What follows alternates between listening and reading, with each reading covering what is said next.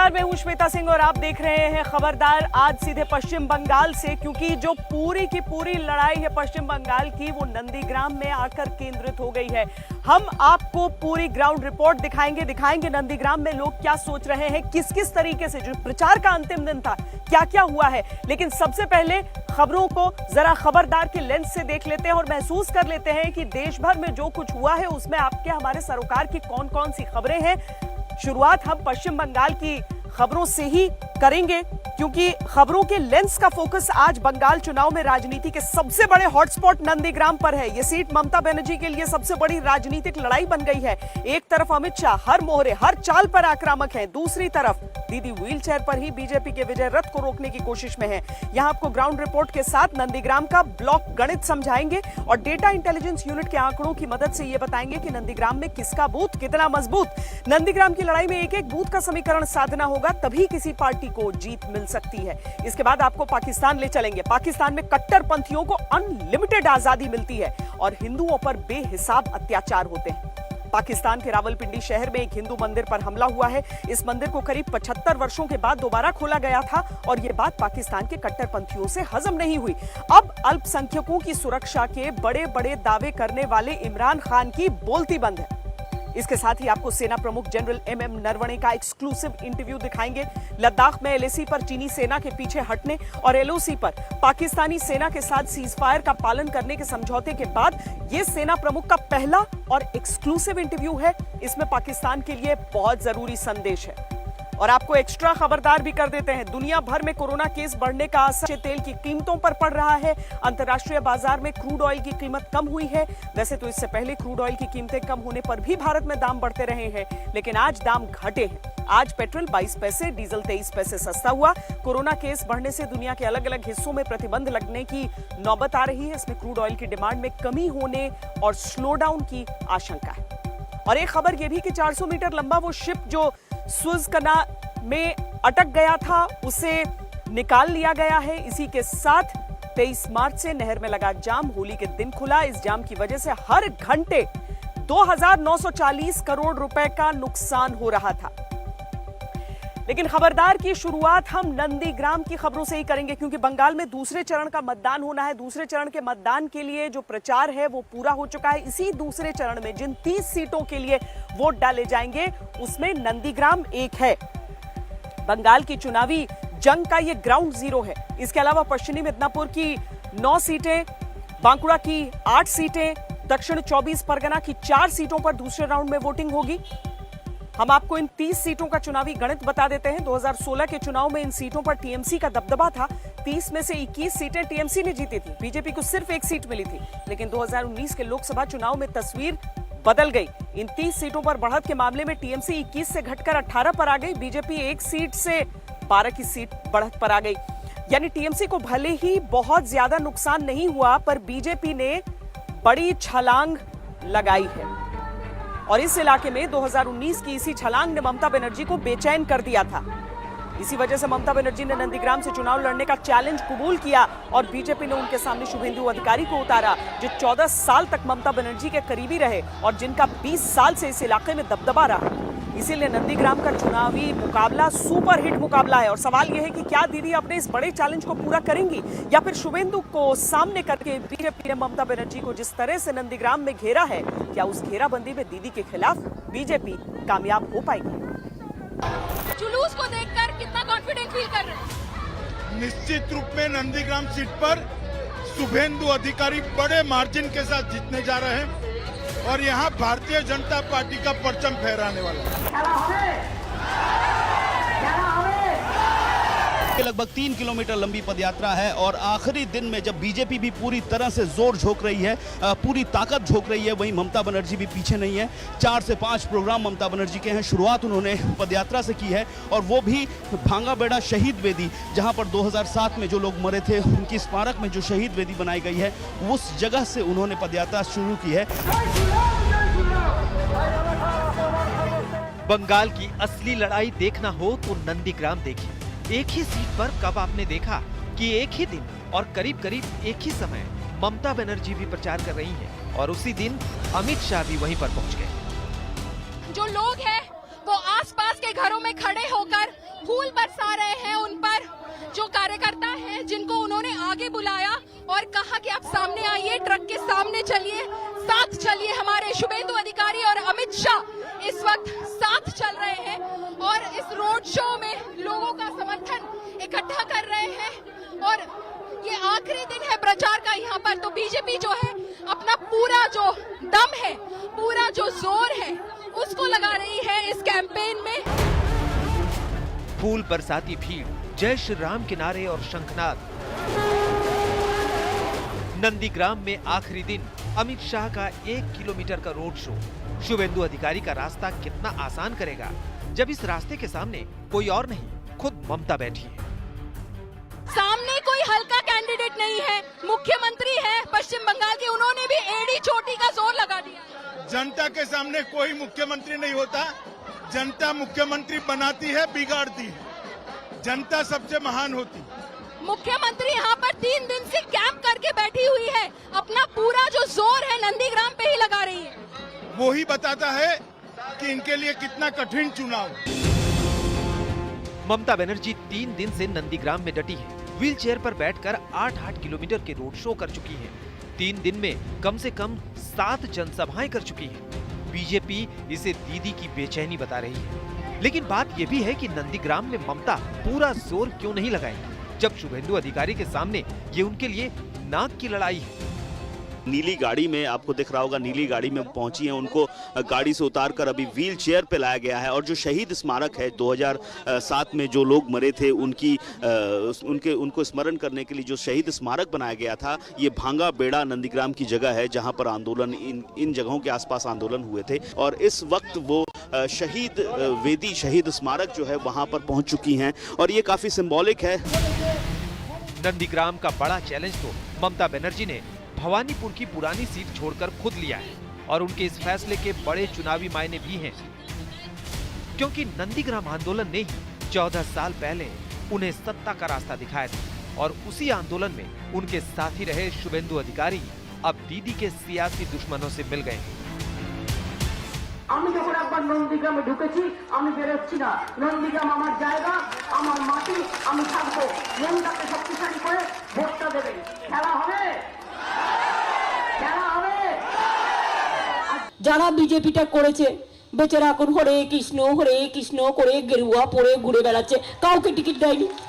CPM এর হালমাত, তৃণমূলের গদ্দার, এখানকার হালমাত, ওখানকার বাফাদার, এই সব নিয়ে গিয়ে টিকিট দিয়েছে। ধার করে যাদের টিকিট দিয়েছেন তারা থাকবে তো? অরিজিনাল লোক হলে থাকে আর অরিজিনাল লোক না হলে কিন্তু থাকে না, এটা মাথায় রাখবেন অমিত বাবু। अब ममता बनर्जी नंदीग्राम में यही इमोशनल कार्ड खेल रही हैं और इस कार्ड को दीदी अपने व्हील चेयर कैंपेन से रिचार्ज भी कर रही हैं। लेकिन दीदी के भावुक प्रचार की कार्ड बीजेपी ने भी अपने धुआंधार प्रचार से निकाली, जिसमें आखिरी दिन स्टार प्रचारक मिथुन चक्रवर्ती भी नंदीग्राम पहुंच गए। नंदीग्राम में दीदी को हराने के लिए बीजेपी ने कोई कसर नहीं छोड़ी है। केंद्रीय मंत्री धर्मेंद्र प्रधान को नंदीग्राम में शुभेंदु के लिए रणनीति बनाने भेजा गया है। शुभेंदु अधिकारी भी खुद को 200% कॉन्फिडेंट बता रहे हैं। बंगाल की जनता मन बना चुकी है बड़ा परिवर्तन के लिए, डबल इंजन सरकार के लिए। शुभेंदु अगर जीत गए तो सीएम कैंडिडेट होंगे क्या? भारतीय जनता पार्टी तय करेगी, मोदी जी तय करेंगे कौन उनकी विजन को यहाँ लागू करेगा। शुभेंदु दा आज आखिरी दिन है प्रचार का, कितना कॉन्फिडेंट फील कर रहे हैं? 200%। 200%। यस। और जो आपने कमल खिलेगा इधर। आपने जो कहा था कि एक 50,000 के मार्जिन से आप हराएंगे, आज उस पे अभी भी कायम है? बीजेपी वार्कर के नाते उस बात बोला, तो मेरा कैंडिडेट का ऐलान पार्टी नहीं किया। कैंडिडेट खुद कैंडिडेट होते हुए मार्जिन बोलना ठीक नहीं है। विश्वास रखना चाहिए वोटर मतदाता के ऊपर। ये लोग का साथ मेरा पर्सनल रिलेशन है। नंदीग्राम का लोग out of politics, out of caste, out of creeds, जमीन से जुड़ा हुआ हूँ। 20 साल का संपर्क है, इसलिए इस बार मेरा सबका आशीर्वाद मिल जाएगा। ये नंदीग्राम में आर या पार की लड़ाई है। अगर बीजेपी ने यहाँ दीदी को हरा दिया तो समझो बंगाल जीत लिया, और दीदी ने बीजेपी के हर दांव के बाद भी नंदीग्राम जीत लिया तो समझो बंगाल की आधी लड़ाई जीत। आज तक लेकिन नंदीग्राम में प्रचार करने के चक्कर में वो बाकी इलाकों पे अभी तक फोकस नहीं कर पाई हैं। 3 दिन से ममता बनर्जी यहीं पर हैं। अभी तक भवानीपुर से वो चुनाव लड़ती आई थी, लेकिन नंदीग्राम को चुनने के पीछे 2 बड़ी वजह थी। एक तो चुनौती बीजेपी की तरफ से मिल रही थी और वो फाइटर वाली इमेज अपनी दिखाना चाहती थी। दूसरा, वो उन नेताओं को सबक सिखाना चाहती थी जो उनकी पार्टी को छोड़कर, जैसे शुभेंदु अधिकारी टीएमसी को छोड़कर भारतीय जनता पार्टी में शामिल हुए एन चुनावों से पहले। लेकिन क्या शुभेंदु अधिकारी को यहाँ पर कम करके आंका जा सकता है? क्योंकि उनके पिता और भाई सांसद हैं, वो खुद सांसद रहे। नंदीग्राम में पिछली बार 81,000 वोटों से वो अपनी सीट जीते थे। तो यहाँ का जो मुकाबला है इस समय वो कांटे का है, बावजूद इसके कि ममता बनर्जी मुख्यमंत्री और कहीं से भी चुनाव लड़े उनके लिए बहुत आसान होगा। लेकिन इसके बावजूद शुभेंदु अधिकारी एक बहुत टफ फाइट दे रहे हैं ममता बनर्जी को।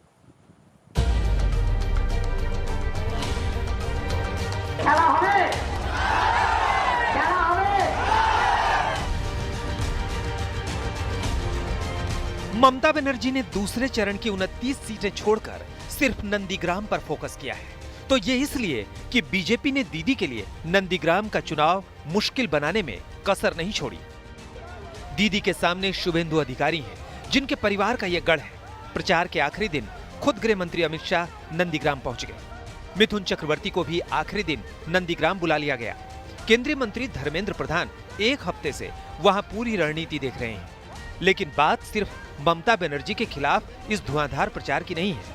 नंदीग्राम में ममता बनर्जी के लिए जो 2 बड़ी चुनौती है, उनमें पहली चुनौती ये कि वोटों के ध्रुवीकरण को कैसे रोकेंगी, और दूसरी चुनौती ये कि सरकार के खिलाफ नाराजगी का जवाब क्या है। नंदीग्राम के पिछड़ेपन और टीएमसी से नाराजगी का ठीकरा तो दीदी शुभेंदु अधिकारी पर फोड़ रही हैं, जो पिछली बार यहीं से जीते थे और दीदी की सरकार में मंत्री भी बने थे। 3 বার হেরেছে, 2-3 বার পর হেরেছে, তারপর তো তৃণমূল ক্ষমতায় আসার পর থেকে সব জিততে শুরু করলো। এই হচ্ছে অতি লোভে তাঁতি নষ্ট, অতি লোভের এইটাই হচ্ছে অবস্থা। একদিন এমন দিন আসবে না ঘাটকা না ঘাটকা হয়ে ঘুরে বেড়াবে। शुभेंदु की यही बातें याद दिलाकर ममता बनर्जी नंदीग्राम में अपने वोट मांग रही हैं। लेकिन दीदी शुभेंदु अधिकारी और बीजेपी की एक और रणनीति में फंसी हैं, और ये रणनीति है नंदीग्राम में जय श्री राम के नारों पर हिंदुत्व की राजनीति का और ममता बनर्जी को हिंदू विरोधी साबित करने का। यही ममता बनर्जी के लिए बहुत बड़ी परेशानी है।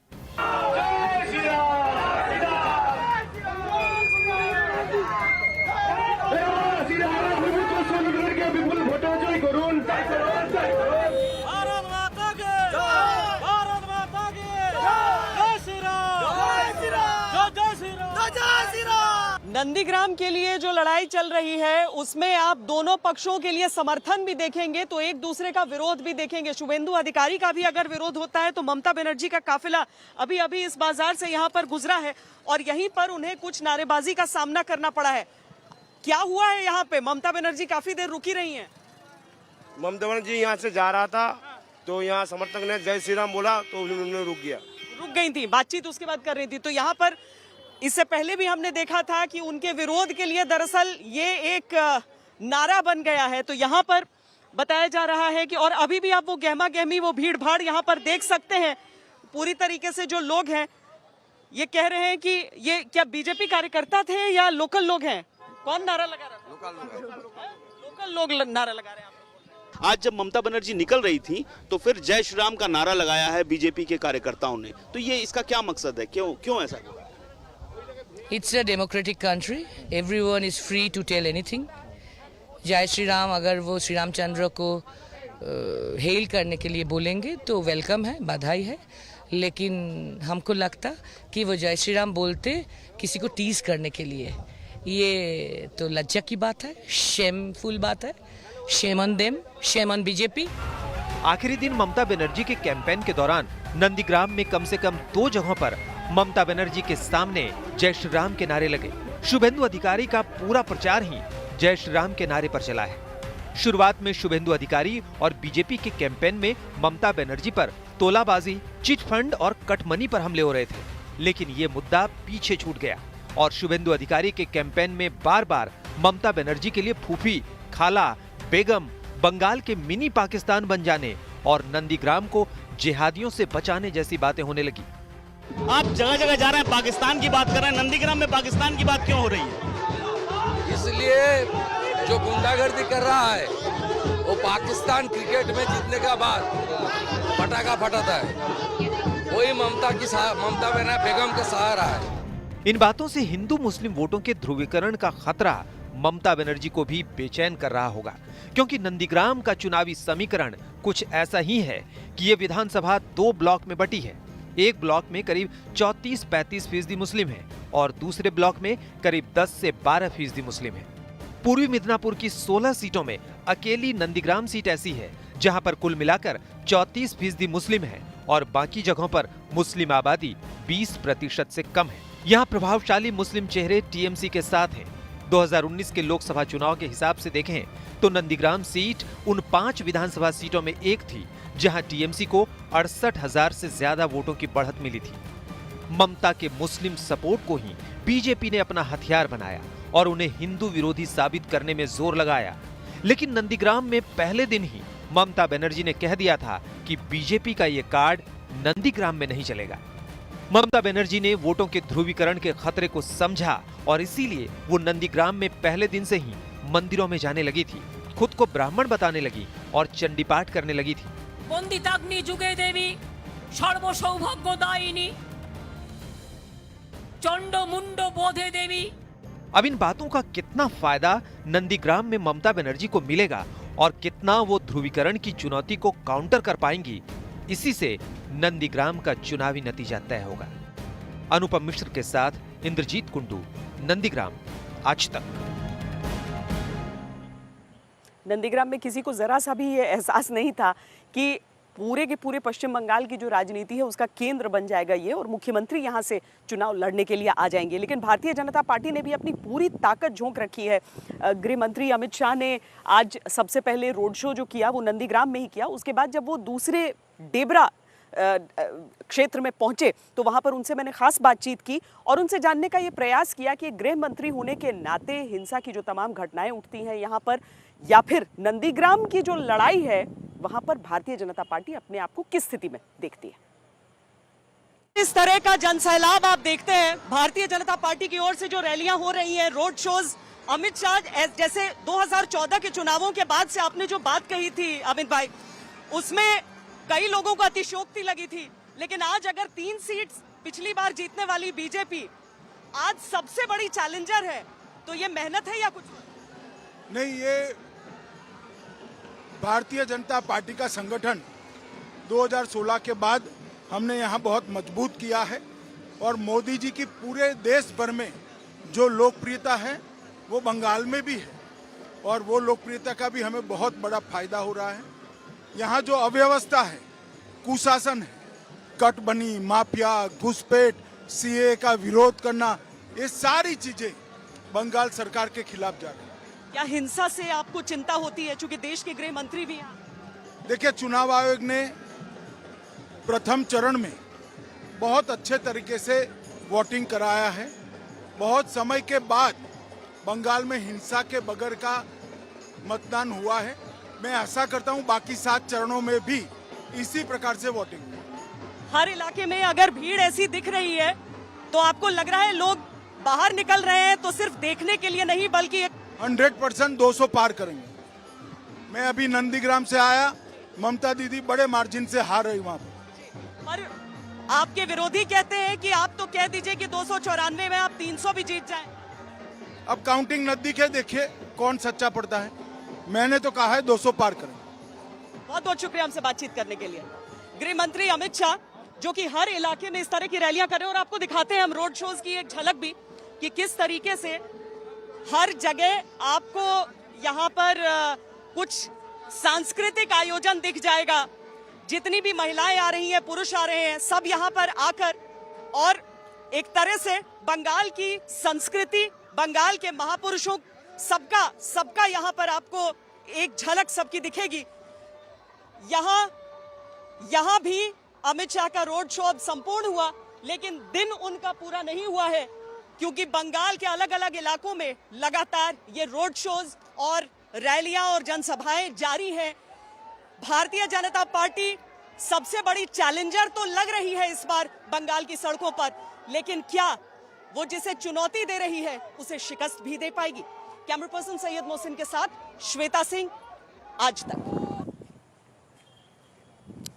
तो एक तरफ वो दावे होते हैं, दूसरी तरफ होते हैं जमीन पे जो समीकरण है। तो नंदीग्राम को लेकर तमाम समीकरण वहां पर क्या कहते हैं, एक एक चीज का बारीकी से हम विश्लेषण करते हैं, क्योंकि ब्लॉक लेवल तक आपको यह समझना जरूरी है कि नंदीग्राम के तमाम आंकड़े किस ओर इशारा कर रहे हैं। नंदीग्राम के 97% वोटर गांव में रहते हैं।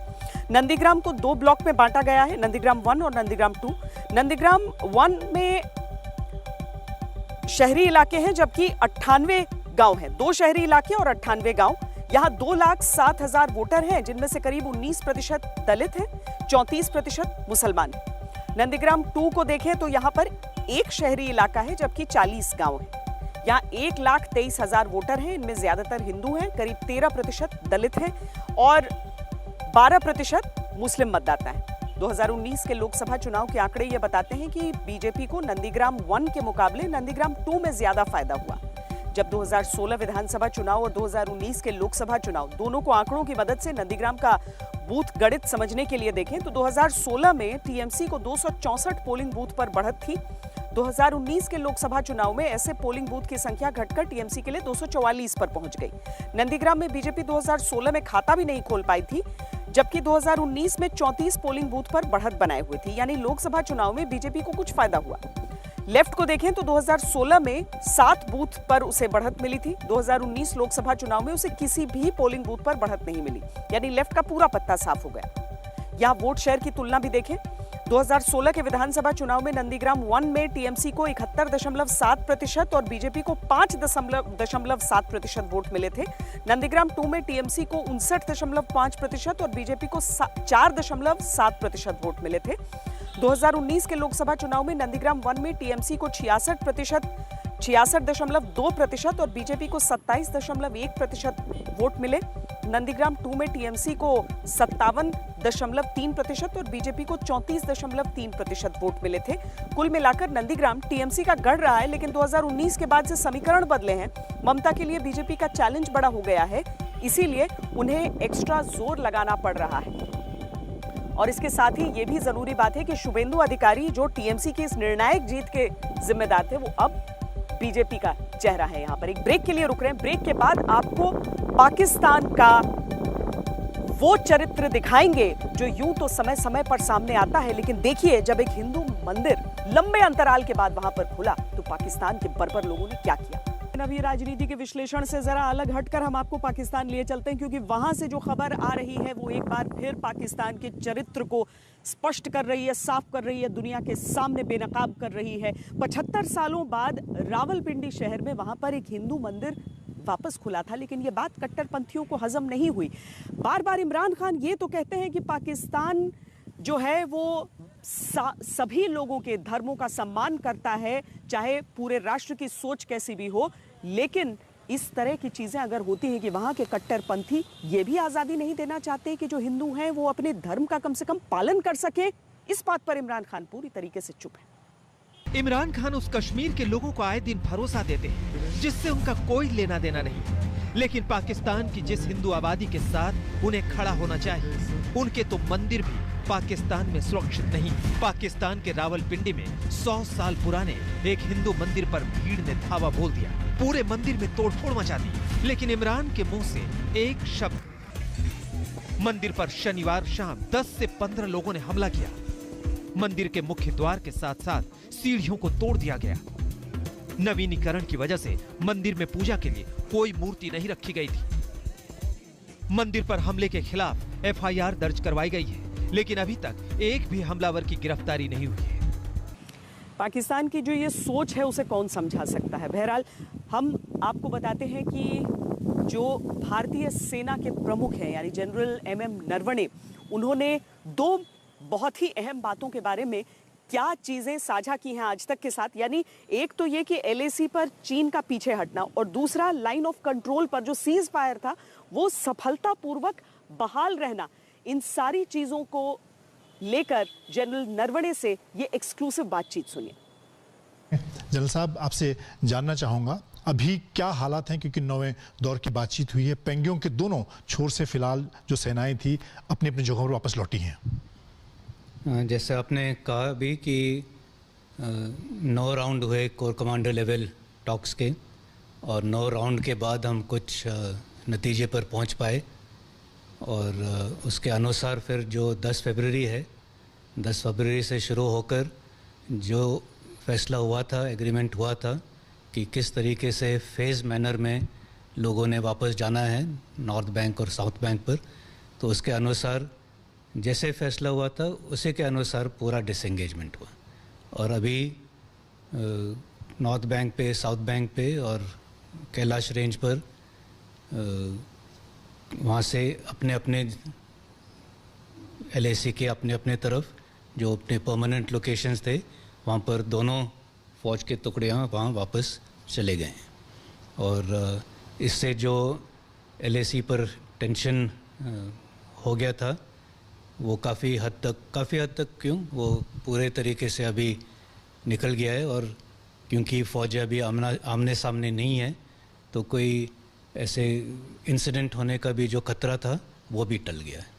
अभी हमने देखा कि पाकिस्तान के साथ सीज फायर को लेकर एक समझौता जो हुआ है, उसको लेकर आप हालात को कैसे देखते हैं? आपको लगता है कि इससे जो हालात हैं वहाँ पर खासतौर से जो घटनाएं होती थी, सीज फायर की लगातार फायरिंग होती थी, उसमें कोई कमी आई है? ये सीज फायर का एक जो अंडरस्टैंडिंग था, वो एग्रीमेंट नहीं था, कैसे कोई साइन वगैरह नहीं थे, एक अंडरस्टैंडिंग था 2003 से कि हम LC के ऊपर सीज फायर का पालन करेंगे। लेकिन जैसे साल बीतते गए तब ज़्यादा इसका उल्लंघन ही हो रहा था, और इतना ज़्यादा हो रहा था कि पिछले साल 4000 वायलेशन, उससे पिछले साल 3700 वायलेशन। तो इसलिए ये एक बहुत अच्छा कदम है कि हम फिर से हमने सीज फायर का पालन करने का फ़ैसला लिया है। और दोनों DGMOs के बीच बातचीत हुई और उसके अनुसार 25 फरवरी से ये फ़ैसला किया गया कि सीज फायर का पालन होगा। और ये बहुत अच्छी बात है कि 25 फरवरी के बाद 1-2 दिन ज़रूर लगे ऑर्डर्स को निचले लेवल तक पहुंचने के लिए, लेकिन 1-2 दिन के बाद पूरे मार्च के महीने में तकरीबन कोई सीज फायर वायलेशन नहीं हुआ है। आर्टिलरी फायरिंग बिल्कुल बंद है, एक आधा कई स्मॉल आर्म्स फायर के 1-2 चिटपुट राउंड ज़रूर फायर हुए होंगे, लेकिन वो भी अपने एरिया में या गैप में, लेकिन ऐसे वायलेशन के तौर पर नहीं। और इससे जो है जो सिविल पॉपुलेशन है उनमें भी एक भरोसा वापस आ गया है, और मैं समझता हूँ कि अमन और शांति के लिए ये एक बहुत बड़ा कदम है।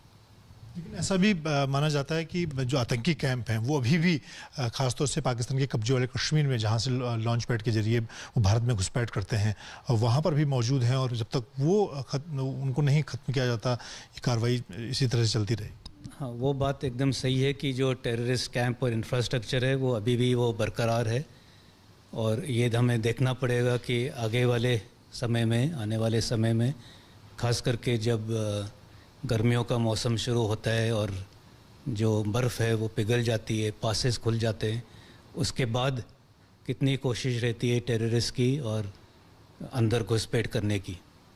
लेकिन जो अभी फ़िलहाल जो मार्च तकरीबन ख़त्म हो गया है, इसमें ऐसे कोई टेररिस्ट इन्फिल्ट्रेशन के अटेम्प्ट नहीं हुए हैं, और इससे हमें थोड़ी सी आशा पैदा होती है कि आगे भी अगर ऐसे ही रहा तो हमारे लिए अच्छा ही रहेगा। और पाकिस्तान का क्या इरादा है वो आने वाले समय में ही इसी से पता चलेगा कि वो टेररिस्ट और टेररिज्म का कितना अभी भी सपोर्ट करता है या रोक देता है। रुक रहे हैं एक छोटे से ब्रेक के लिए, आप रहिए खबरदार। नमस्कार, मैं हूं अंजना ओम कश्यप। हमें उम्मीद है ये वीडियो आपको पसंद आया होगा। लेटेस्ट खबरों के लिए यूं ही देखते रहिए आज तक, और इस वीडियो के पसंद आने पर लाइक, शेयर एंड सब्सक्राइब करना ना भूलें।